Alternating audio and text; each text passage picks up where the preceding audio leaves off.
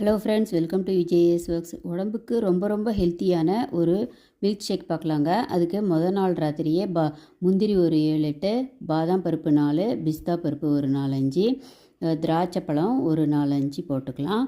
அப்புறமா கூடவே அக்ரூட்டு, அது ஒரு நட்ஸு தான், அதையும் போட்டுக்கலாம். பூசணி விதை கொஞ்சம், வெள்ளரி விதை ஒரு அரை டீஸ்பூனு, பேரிச்சம்பழம் ஒரு 2, இதையெல்லாம் ஒரு தண்ணி போட்டு ஒரே ஒரு ஏலக்காய் கூட சேர்த்து நல்லா ஊற வச்சிடலாங்க. ஒரு அரை டம்ளர் தண்ணி சேர்த்துருக்கேன். காலையில் பாருங்கள், நல்லா இது எல்லாமே பருப்பு வகை எல்லாமே ஊறிடுச்சு.